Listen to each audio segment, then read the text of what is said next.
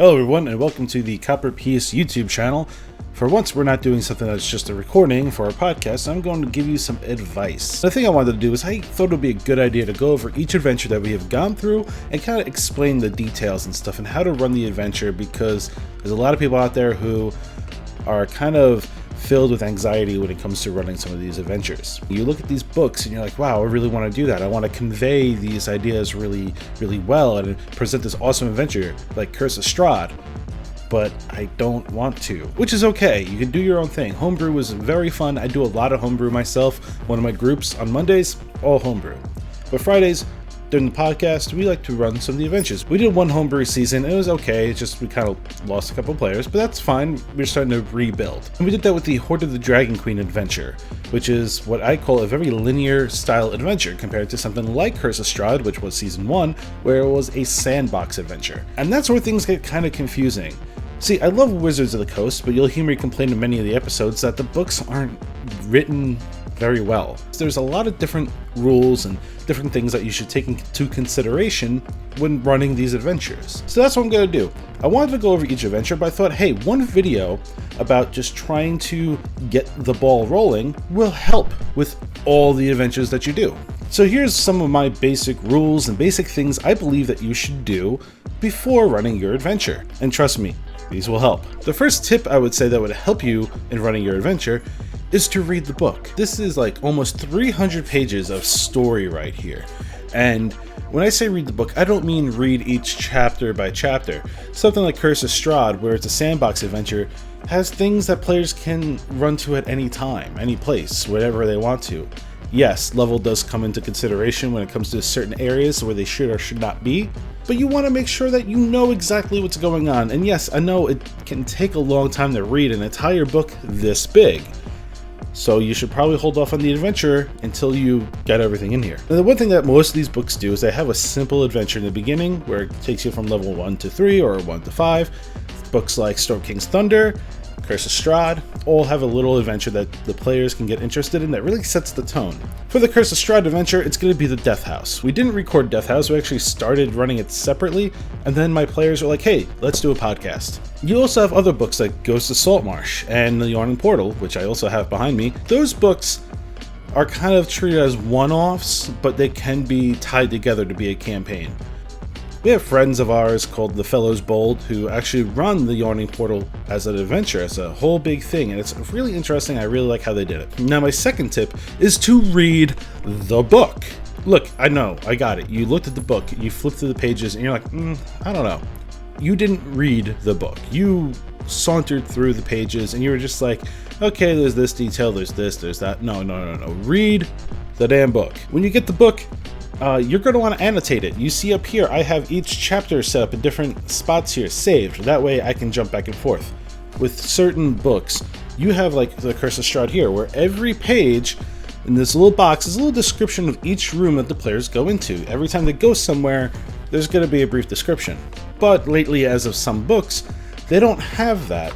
Each description is actually just like here. Like nothing's highlighted, nothing tells you what they should be seeing or what they shouldn't. There's very little of that here. As you see here, I have things highlighted. These are things that I have to say to the players to give a brief description based off what's in the book. And yes, I can kind of describe it separately away from what the book says, but sometimes it's better just to use their words. And the reason why I say highlight things, that's because Wizards of the Coast love their lore. They love to tell you everything about every room, even if it's deemed unnecessary. You take a highlighter, you highlight the important parts that you should tell people, then take a different color highlighter, and when your players go, can I acknowledge history? You give them a bit of the history. Just don't give too much, because when you end up reading too far, it's going to tell you they're going to run into a trap. And instead of being a separate portion of the paragraph, it's just kind of right there. And I might say things like the description followed by, oh, and I shouldn't tell you that. You can't help it. It's just gonna happen. So read the book, the whole book. I especially say that with the Rise of Tiamat because the book is so unorganized. The chapters are called episodes and treats it like a TV show where every episode should be in each chapter. So you figure that, one of your past episode 5, you don't need to go back to episode 2. Wrong, wrong, wrong. The way that Rise of Tiamat works is completely different than any adventure I've ever run before. It's a very linear story, but it's written as a sandbox type game. Spoilers ahead, there's a council meeting that your players will have to go to every so often. The thing is that the council meetings are in one chapter. Just one chapter. So they'll go to the council meeting, then they'll go to one of two places, maybe both, then they'll go back to the council meeting. And then there might be some secret attacks or other events that happen, but those events aren't covered till a later chapter. So you have to constantly be going through each book, which is why the third tip that I will give you is to create a damn flowchart. Having a little bit of that knowledge of where the players should be, where they should go, is going to be an immense help when it comes to running games like this. Rise of Tiamat does not have a flowchart. It just kind of throws things at you. Curse of Strahd kind of tells you where the players should go according to what level.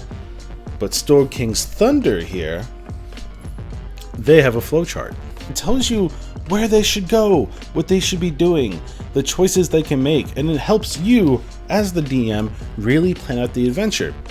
It takes a lot of preparation, especially for Storm King's Thunder, because after a certain point the game opens up to be a sandbox style of game. They also do have room descriptions, so once again I have to highlight everything I'm going to say to the players. Another thing I should say when it comes to the adventures, and this is going to be the fourth tip I will give, is find all the monsters. Each adventure is going to have a bunch of monsters in the monster manual, but what you can do instead is spend about $40 and get yourself some monster cards. But Steve, I don't want to spend $40. You just do it. You're going to spend $40 on something else. Spend it on that. It's going to be at least useful. Don't get some wooden box or something to hold your pens in. No. You can use anything else. Buy monster cards. The Wizards of the Coast monster cards are really, really cool. Because here's the thing. The books will highlight which monsters are going to be in certain areas. You find the monster card, take it out, put it to the side because you know you're going to use it for that adventure. You're reading the book, highlight the monsters. Know where they are. Write them down as you're going through the book and be like, okay, there's a Grick in this area. I'm going to write down Grick. So I know later I'm going to pull out that card. Now the other thing too is that some adventures are going to have monsters in the back of the book. Those monsters will not have monster cards. So instead, take an index card, write the stats on that, throw it into the mix. Although it's okay to keep some major monsters on the book and not have to write down. For example, this one page here, it's just for Count Strahd. Yeah, you're not going to write that down like on a single card. So that I would say keep the book open for. The next thing I'm going to say is get yourself an NPC list and keep it very handy. Anytime the player is going to go into any town, they're going to look for anything whatsoever, they're going to ask the one question. And that question is, where can I get potions? And the one thing you're not going to have prepared is exactly that. Your players are always going to ask for potions, and they're going to hoard them like it's, well, an episode of Hoarders. They're going to just keep on buying potions and maybe use them once in a while. It's kind of the elixir thing. When I played Final Fantasy VII, I would always hold on to the more powerful items in case I needed them later and never use them. Along with the NPC list, also make sure you have the shops and the items and, like I said, the rest of the stuff available, because your players are going to want to shop around. Which is why I also say get yourself some of the magic item cards. They're also fairly cheap, and stop buying wood products that are too expensive. Stop it. Each card has a very good description, and instead of just opening up the book and telling players exactly what the item does, you just hand them a card and say, here, you deal with it. And once again, if the item is not in the deck of your magic item cards, you can always write it down. Curse of Strahd has some things that are very specific to that adventure, as is Rise of Tiamat, Storm King's Thunder, so on and so forth. Now the last tip I really have for you guys is don't be afraid to go off the book. Take the book and throw some caution to the wind. When we get to Rise of Tiamat, you're going to be able to point out the episodes in which I went off book. When you listen to The Hoard of the Dragon Queen, you'll notice that Wumbo and Chungus kind of have a weird fighting back and forth when it comes to other elements. That's something that was kind of thrown in. Chris told me, hey, I did not plan this, and he decided to take it out and throw some flavor into the mix by adding that. But it made characters interesting. It was something that was special to us. No one else is really going to experience the same thing, so it's always nice to throw in something different. DriveThruRPG is a great site that will help you get some ideas of what to throw in there. A very good friend of mine told me that when they got to the Abbey of St. Markova in Curse of Strahd, there was a whole area based off the 7 Deadly Sins. It was a 7-layer dungeon, and it seemed pretty interesting, gave a couple of extra items and stuff, and seemed worthwhile. So yeah, don't be afraid to switch it up, change it up, add some things, make your players get a little bit more involved, bring their backstories into the story. So there it is. There's the tips I have for running every adventure when it comes to the book and preparing with the book.